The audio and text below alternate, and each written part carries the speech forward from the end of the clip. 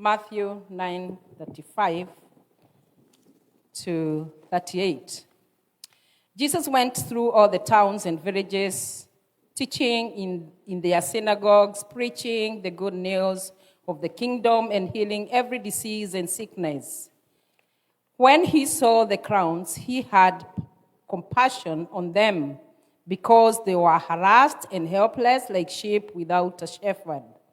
Then he said to his disciples, "The harvest is plentiful, but the workers are few. Ask the Lord of the harvest, therefore, to send out workers into the harvest field." Amen. And we go to the second one. Acts chapter 13, verse 1. Acts 13, 1 to 12. Good. And I read. In the church of Antioch, there were prophets and teachers, Barnabas and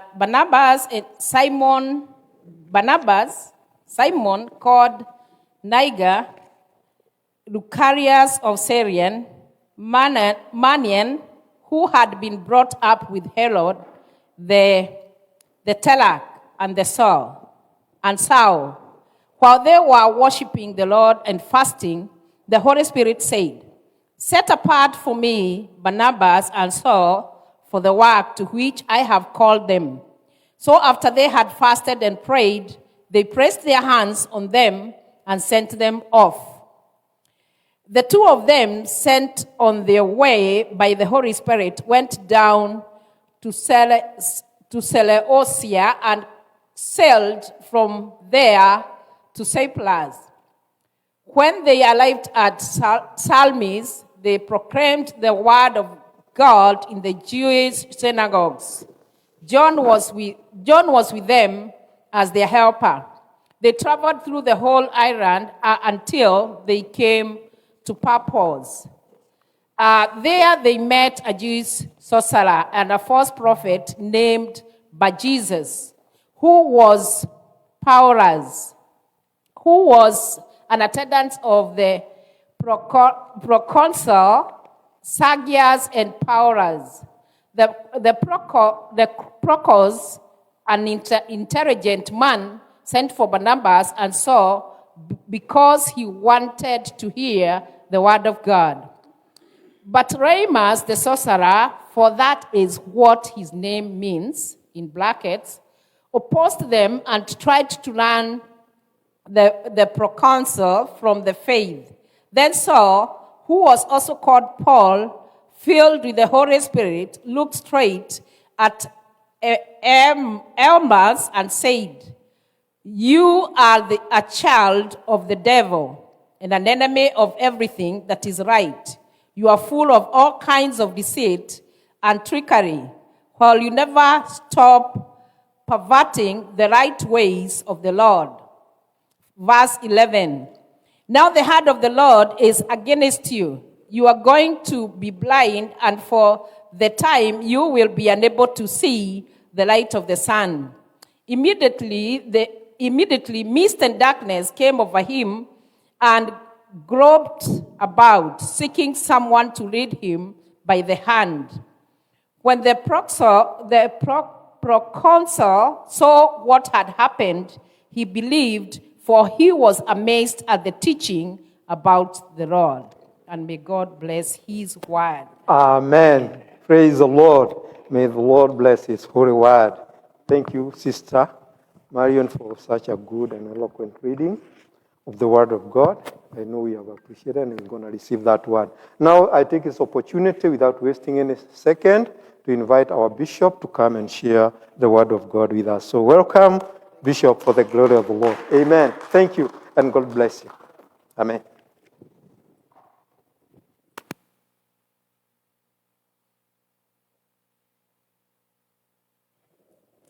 Hallelujah. Good afternoon, everyone. Wow, I'm happy to see you again. May the Lord bless you. You are not simple. You are just too loaded for heavenly blessings that you are unstoppable. You are more than you can imagine yourself you are. Actually, God can trust you more than you can trust yourself. He goes to an extent of not only trusting you can be entrusted with the kingdom treasures. You are not just a nobody. You are somebody. Your value in God is so great that God has made you to be one of his first agenda in his program. Never take yourself lightly. God has destined you for greater things in life. Consider this, that he has made you to be a co-worker with him. And no wonder this day you are here today. May the Lord bless you. I'm happy, I'm excited to see you once again. Thank you for Reverend Kifayu, Dr. Kifayu, God bless you. Thank you. Happy to see you once again. Oh, Pastor Alice, praise the Lord. God has answered your prayer. Happy to see you back again to the house of God. My learned fellow, Dr. Gitonga, God bless you. Happy to see you, man. Thank you so much. God bless you. That was so powerful. I want to remember how Dr. Chris taught last Sunday. It was so powerful on how to leave a legacy. And that is to tell you that even after you are gone, your works never die. It will just follow you. Your works never die. And you see, people will not just remember you because of what you did. They will also remember you because of how you made them feel. How you made them feel. Two things can make people to remember you: by the problem you caused and the problem you solved. So you're not just a spectator. Even when you're not doing anything, you are still doing something. Because there are so many people who are connected to your progress. And every time you choose to stagnate, you cause other people's destiny to stagnate. For example, Moses decided not to obey God. God had said, for sure, as I live, you will be in bondage for a period of 430 years, for a period of 400. But because of the disobedience of Moses, the Israelite overstayed for 30 years. It was a waste because somebody somewhere is ignorant, is actually making and giving excuses of how he is not capable enough in eloquence. So your life is not just yours. There are so many destinies that are connected to your life. Look at me today. Actually, the reason why I am here today, it is because I've always used other people's shoulder to climb on. And every time God would purpose to raise you, to take you to a higher destination, he brings somebody. He brings somebody. And every time God will come as an answer to your prayer, he connects you with somebody. Remember, Hannah had prayed for many times how God should bless her with a baby. Maybe it could be she didn't even have a choice. But the Bible says when she went to the altar to pray, she prayed until she was like a drunkard woman. But the man of God appeared there, and she asked her, for how long will you be here, you drunkard women? And for how long will you continue to come to the house of the Lord drunkard? And then she said, my Lord, I'm not drunkard. I'm just pouring my heart before the Lord. I have the anguish. I'm just pouring my heart before the Lord. And you know, the man of God just told him, oh, that's what you wanted? What is this that you're pouring? And what is this that you're worried about? And then she said, oh, I'm pleading with the mercies of God for him to give me a child. Oh, that's all what you've been doing? Okay, go get a baby. Go get a baby. That simple? That simple? There are people in this world who are not just people. They are gods in small g. There are people in this world who are not just people. They are angels. And that's why the Bible says, don't, for faith, entertaining visitors. Because some of you, without knowing, you have entertained angels.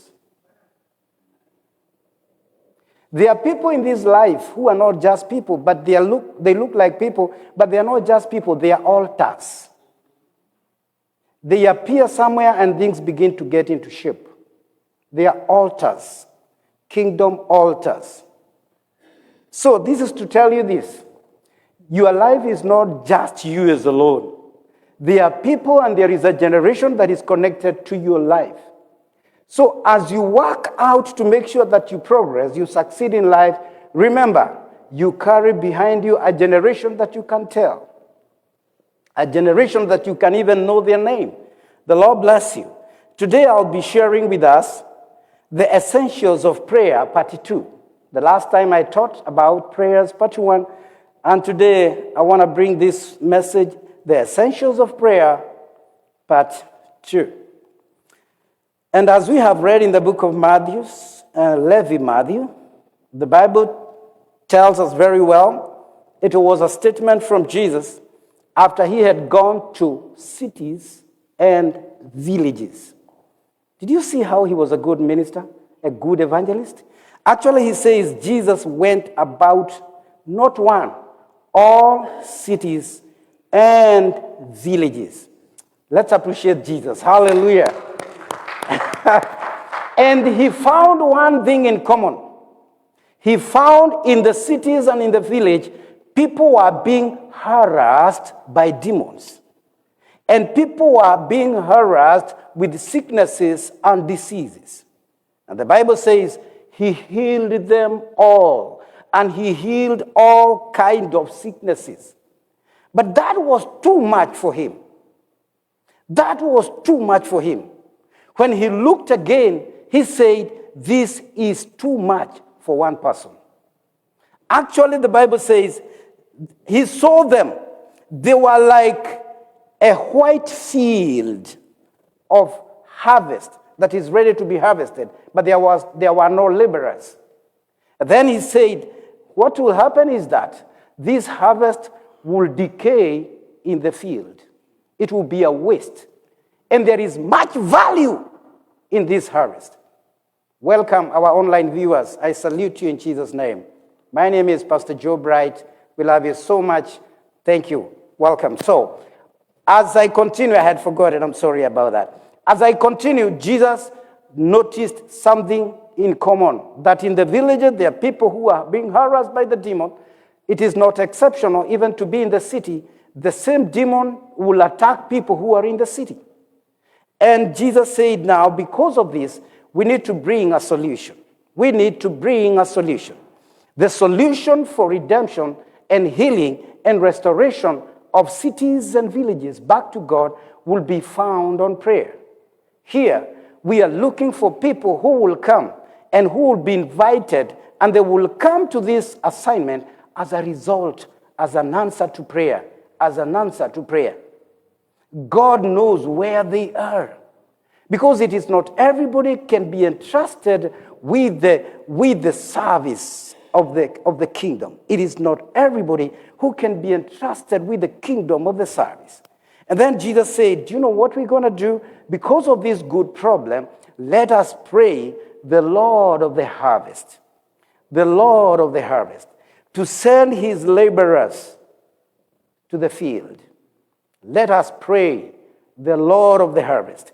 It was a prayer that was so urgent. And he was telling the disciples, if we don't pray, the laborers will not be found. They are good people. They are laborers. They are kingdom-addicted people. Kingdom servant of God who can serve God diligently. But wherever they are, the devil will not let them come and serve. They cannot just come all by themselves. They need to be prayed for. God is the Lord of the harvest. He's in charge of bringing them wherever they are. But he cannot do that until men do it. Until men command him to do it. Until men are committed to let God stretch forth his hand and work. So he said, pray ye, the Lord of the harvest. He is the Lord of the harvest. But we must pray him that he may send laborers. He may send laborers to his field. And that is where we now can begin to see the essential power of prayer. You see, every time God has gathered his people, he still calls for more people to serve. He still looks for people who can serve.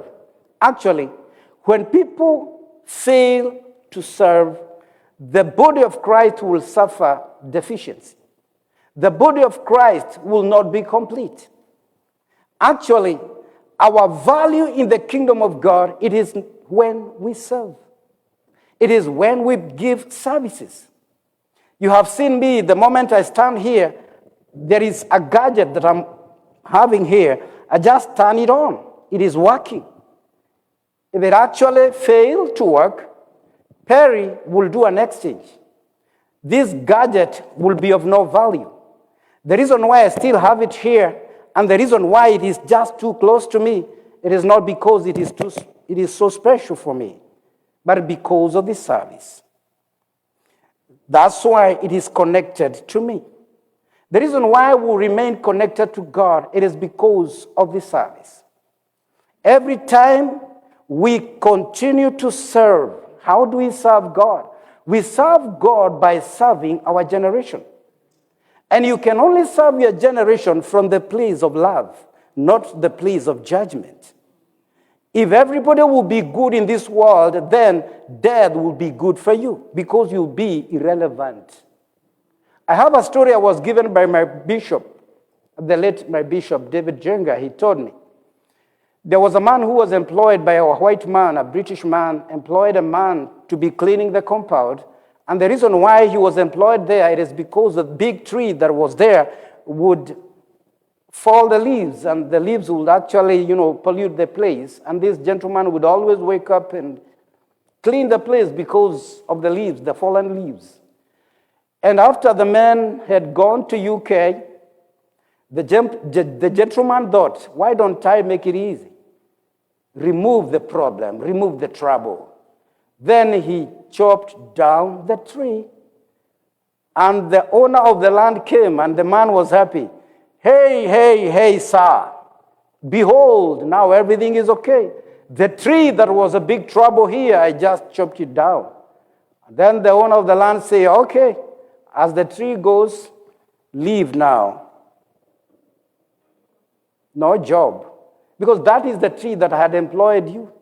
It is the trouble of that tree that has employed you. It is the troublemaker that we have in this nation that has employed us. So you are not entitled to accuse them. Why do you accuse them? If they all die, you will also follow them. Because you become irrelevant and you become a parasite, a liability. Using kingdom resources, having the power of God, being filled with the Holy Spirit, being anointed for nothing. Because you cannot be anointed just to cook ugali in the kitchen. Rakatos, tabusha, halegadaga, rebando, rorobo, suka. You cannot be anointed for ugali. That is an abuse of resources. You can only be anointed for troublemakers in your generation. And every time you see them shows up, smile. And then you'll be like, hey, nina matembe, vidonge na beba. You'll be like, I have your solution. I carry your solution. So Jesus said, there are people who are harassed by demons, they are sick, and they are vexed by demons with sickness and diseases. What are you going to do? Pray ye. And then, Acts chapter 13, we read about how the church had gathered in Antioch, and they were praying, and a certain prophets and teachers had gathered. Prophet and teachers had gathered. And Barnabas, Simeon, who was called Niger, and Lucius of Cyrene, Manaen, who had been brought up with Herod, the tetrarch, and Saul. And as they ministered unto the Lord and fasted, the Holy Spirit said, now separate from me Barnabas and Saul for the work which I have called them. So being sent out by the Holy Spirit, they went down to Cilicia, and from there they sailed to Cyprus. Now when they had gone through the island of Paphos, they found a certain sorcerer, a false prophet, a Jew, whose name was Baal-Jesus, and said, O full of deceit and all fraud, you son of devil, you enemy of the righteousness, you will not cease. You will cease. When will you not cease perverting the straight ways of the Lord? And now indeed, and head the Lord is upon you, and you shall be blind. not seeing the Son. Okay, now look here. These are the people they had gathered. And you see, this is the activity in the city. There were sorcerers. There were counterfeit, people who had called them Baal Jesus. They had existed for many years. The sorcerer and the people who pretended to be like Jesus. And actually, they had called themselves Jesus. And there were false prophets, sorcerer, false prophets, and people who had who pretended to be Jesus, they themselves, and they called themselves Jesus. And they had stayed there for a period of time. And the Bible says, and the church decided to pray. And every time God will get into motion, every time God will get into work, he, number one, don't do it. He look for people who will make him get into motion. And those guys would have survived if these guys could not have prayed. But they gathered, the church gathered in Antioch. And as they were praying, prayer is so powerful. There was need for God to intervene. And then he said, wow, the Spirit of the Lord said, now, gentlemen, separate for me Saul and Barnabas for the work which I have called them to do. Separate for me. So when people begin to pray, number one thing that happens, they activate their calling and purpose in God. When people begin to pray, they activate. Every prayerless church is a dying church. If a church will not engage in prayer, don't expect them to grow. They either stagnate or die. A prayerful church is a growing church. And actually, prayers should not begin in the church. Prayers should begin from the personal level. Prayer is not performance. We don't pray prayers, we pray God. Prayer should be so personal and individual before we get into a collective prayers, whereby we come and begin to have collective anointing, praying together, servants and men and women of God. So they prayed because there was need. Actually, maybe they were praying, look here, they were praying for God maybe to do away with the sorcerer and the false prophet and the gentleman who had made himself to be Jesus. Maybe they were praying for God to erase them. But you see, every time you will pray for God to remove something, he will raise somebody to go remove it. And every time you will pray for God to fix a situation, he will raise somebody who will come and fix it. Does that make sense? So God knew there was a need in the land. And he spoke with a loud voice. And he said, whatever you are calling me to go do, somebody else can go do it. Can you please separate for me Saul and Barnabas? They will handle the matter. They will handle the impossible matters. And when they were prayed, when they were blessed, and they were sent, the first thing they did, they encounter with this giant. They encounter with the false prophet. They encountered with the bad Jesus. They encounter with the sorcerer. And the people who were making benefit from the sorcerer, who had employed the sorcerer. And Paul rebuked that person. He rebuked him. And he was cast in the name of the Lord. And the Bible says, and Paul said, O full of all deceit and all fraud, you son of the devil, you enemy of all righteousness, will you not cease perverting the straight ways of the Lord? And now indeed, the hand of the Lord is upon you, and you shall be blind and not seeing the sun for a time. And immediately, bam, a dark mist fell on him, and he went around seeking someone to lead him by the hand. Then the proconsul believed. Proconsul believed when he saw what had been done, being astonished at the teaching of the Lord. That is the power of God. When people give themselves in prayers, they begin to deal with powers and rulers and wicked priesthood and altars of darkness. And people will be released. And people will be set free. And that is why this gentleman, he was a very senior person. That is how he was released. After Paul and Silas took charge, Paul and Barnabas, when they took charge, they took matters in their hand. And they said, now we're going to silence these forces and powers of darkness. For how long will they shout? For how long will they torment and harass the people of God? So Paul took charge. And he rebuked the sorcerer. And he was blind. And a very senior man gave his life to Jesus. He surrendered. Because there was somebody who took the consequences. Somebody took charge. Somebody took control. And that is how it is even today. There is a high calling for prayer. And every time God will purpose people to go far, he will, number one, call people for prayer.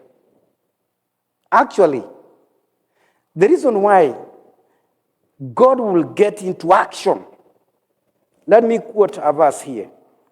Psalms 24 from verses 7, the Bible says, lift up your head, O ye gates of righteousness.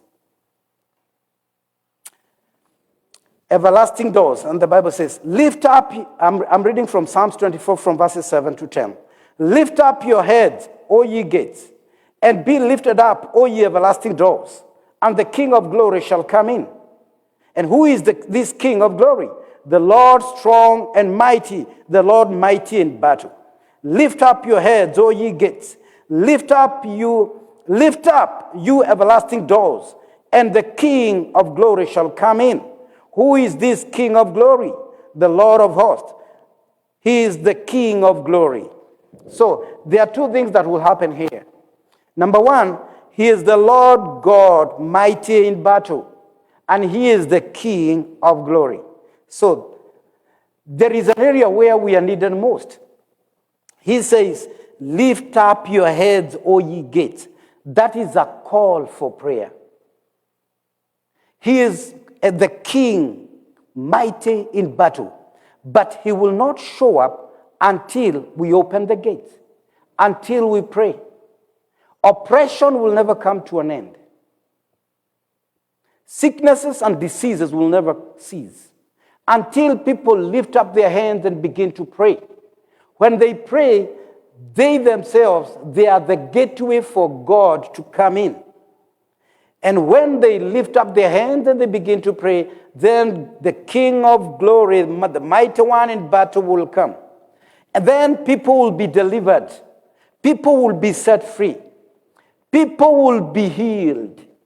And then number two, they will be crowned with the glory. Because he is the King of glory. He is the King of glory. Yeah, he cannot be in our midst and we remain the same.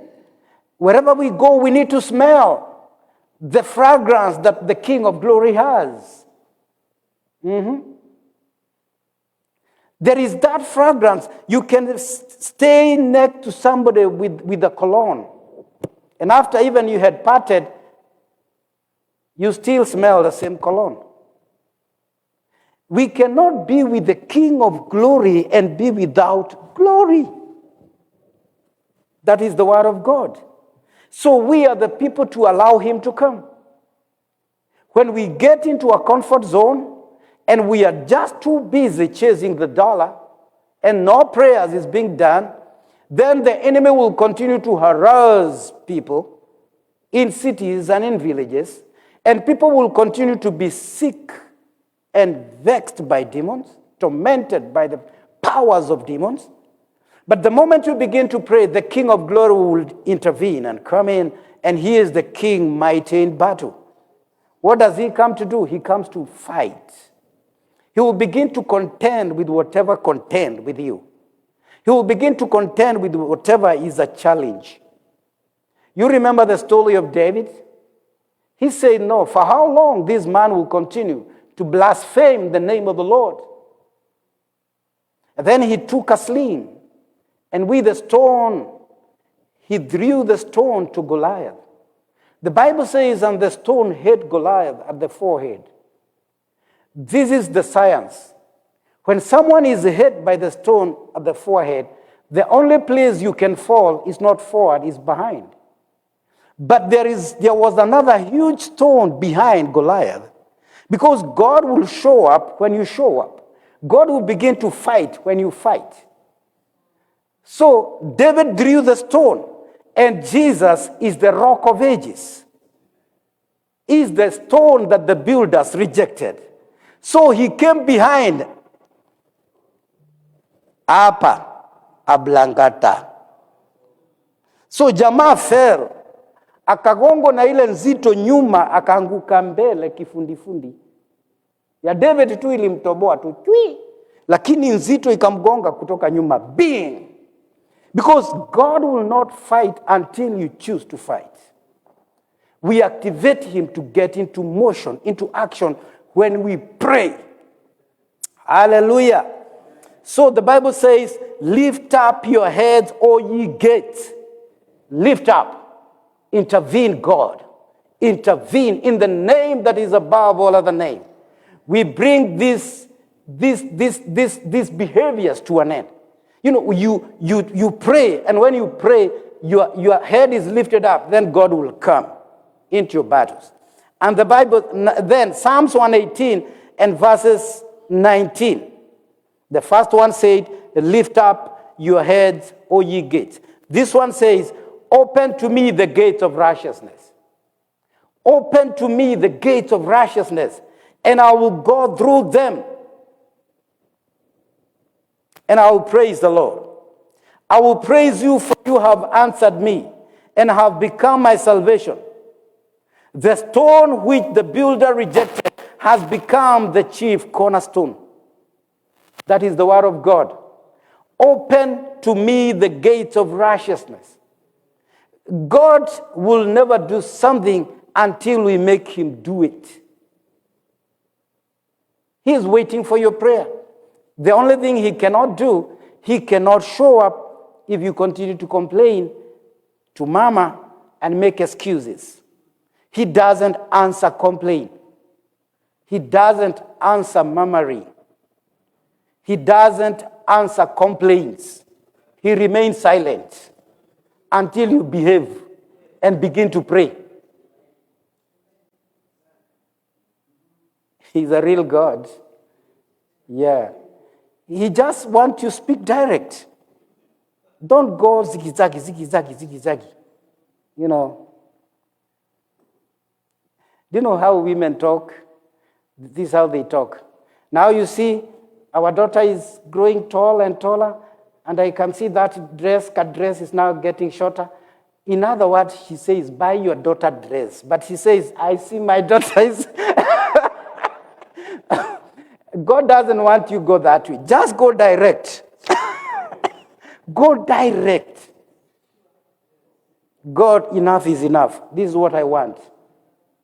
Don't just, for how long I've been serving you, oh God. I've been faithful. Even remember in Kenya, I gave my small land of half an acre, and that is where your church is being built. Oh God, remember, even my first car, I gave it as a tithe in the house of God. Oh God, remember, I had 20 cows. I gave one to the servant of, they ate it all, and now see what is happening to me.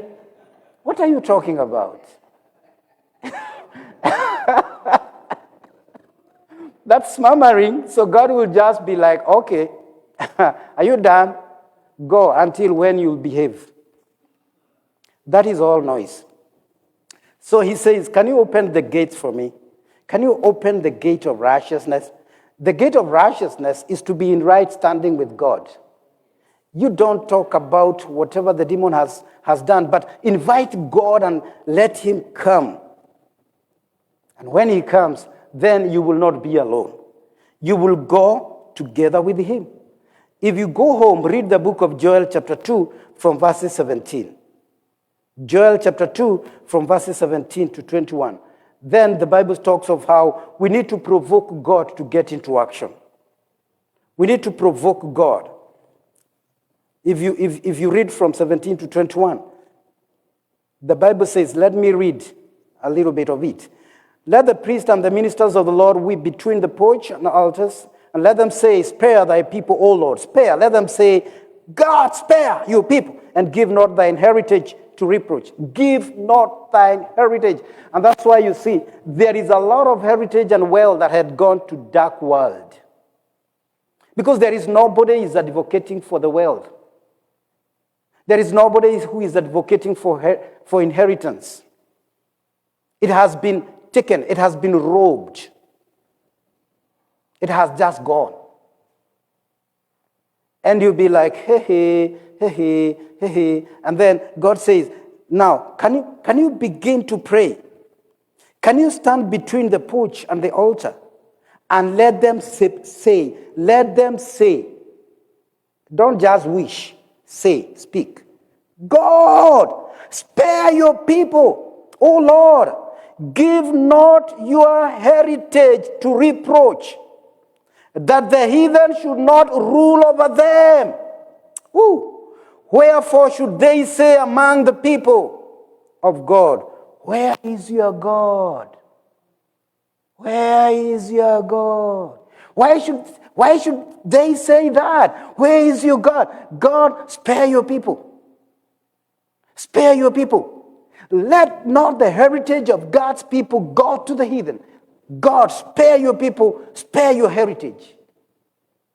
That's prayer. The Bible says, let them say. Let them say. The power of prayer. Spare. Spare the land. Spare your people. Spare the leadership of our nation.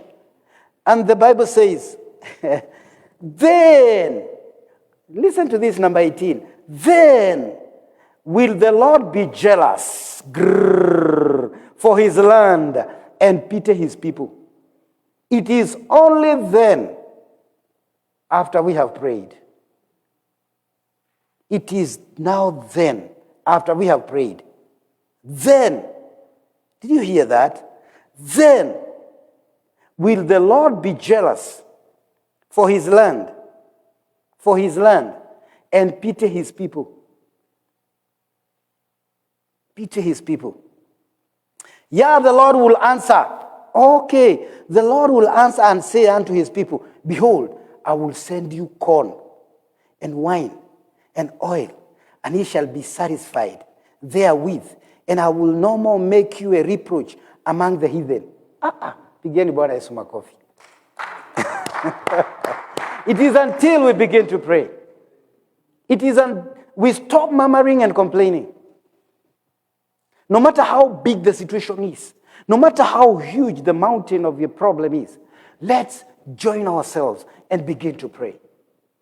The solution to our needs, the solution to our nation, the solution to our generation, to our families is on our knees. Please, purpose to make sure that your knee is not far from the ground. Just purpose that my knees will not be far from the ground. We cannot change situations by wishing and willing. We cannot change situations by blaming and murmuring. That's why Jesus said, I have seen how people are being tormented in the village and in the cities. But we cannot murmur, we cannot complain. Let's pray. The Lord of the harvest. Let's now pray and stand between the porch. Stand at the altar and pray and say, we are giving direction. Lord in heaven, spare your people. Don't give your heritage to the heathen. Why should they just prosper and keep on asking us, where is your God? Oh? Why should we become reproach to their eyes? Spare your people. The Bible says that God will be jealous, and he will arise and save the land, and bring the produce of the land in the hands of the righteous. under the control of the Russians. And then God will answer. And he will give you corn. He will give you wine and oil. He will satisfy you therewith. And I will no more make you a reproach upon the heathen. And the Bible says, and I will remove far off from you the northern army. And I will drive into a land barren and desolate. Unajua, whatever has been a problem to you, whatever has been a snare, holding your life so tightly, the Bible says God will remove anything that has been working against your progress. And they will be chased away by the Almighty. That northern army that has been attacking your finances, attacking your health, attacking your marriage, attacking your progress, attacking your ministry, attacking your calling in God, whatever has been sent by the enemy to attack your good health in life, after we have prayed, the Bible says, God will get a hold of that demonic army and he will chase them away because we have started to pray. That is the word of God for today. Let us stand to be counted. Let us purpose to pray. It is so sweet to pray. How do we pray? The reason why we should even continue to pray and actually make prayer to be our lifestyle, just as the way you breathe, let that be your prayer. May you never be like trying to get for special time for prayer. In America, I don't think whether it will be possible. Just pray even when you're driving. Pray. Speak in tongue in your car. Just pray. Just drive and pray. Create those moments when you're driving to pray. Minimize your time in the YouTube and in the Facebook. Just purpose to have time for prayer. Sunday, look now, I'm just finishing. I've just started preaching. If they are Christian who will never grow, they are Christian who only depend on feeding on Sunday. Yeah. Ni kweli. Ikiwa kuna Wakristo ambao hawatawahi kuwa, ni wale tu wanategemea kukula tu Sunday. The reason why we pray, number one, it is even God to spare you from you. Because your flesh is so strong than the spirit man. Because in here you feed the flesh man so many times. Hii mwili saizi tumeanza kusikia njaa. Saizi. Na ukikaakaa kidogo utaanza kusikia mtalala. That is to tell you that your body demands a lot. But your spirit man actually, starve. Ana njaa. And that is where your life begins. And that's why Paul said, we don't look things from outside. Because whatever you see is a significant of what has happened in the spiritual. So things begin in the spiritual realm. So the reason why I said, I recommend to all of us to engage, to subscribe in prayer, to engage in prayer. There are some ingredients that we need to have in the church for the church to experience growth. One of the ingredients is prayer. Ingredient number 2, it is when the giftings of the Spirit of God, the Holy Spirit begins to operate. Hatuwezi kaa kanisani tutegemee tu kipawa moja. Tutaoza. We need all gifts to operate. We need as many gifts in the house of God to operate. That's why we have to pray, even for more laborers to come. When they come, they would not come to occupy the space. Actually, they will come to work. They will come to labor. They will come to do what? To labor. They will come to labor in the kingdom of God. They will not just come to occupy the space. They will come to labor, to do something. They will not come to judge. No, you don't do this. What? They will come to occupy. They will get connected to something to do in the kingdom of God. And I want to tell you this, that your progress in life and your supply of the very best from God is in the package of your service is in the package of your service for God. And as you serve God, you serve your generation. God bless you. Let's pray now. I wanted to ask if you have a need. I want you to try this, God, today. If you have any need, just rise on your feet. Let me pray for you, and I'll call God. And then you begin to imagine this. What is this that I need? Begin to think of this thing that you want God to do. Just no matter how big it is, don't worry. Just bring it to Him. I will pray about it. Stand on your feet. I will pray about it. My God and my Father, I thank you. Oh Lord God, what is this mountain before God? Today, God, we decree and declare that our God is greater than every mountain that has always been standing against your people. If there be any valley, if there be any mountain, if there be any giant, if there be any kind of oppressions, if there be any kind of limitations and shortcomings that has always attacked your people, God, I decree and declare by your word and by the grace of your word this day, all the needs and the desires of your people that are standing before you, O God, I turn them around into a miracle.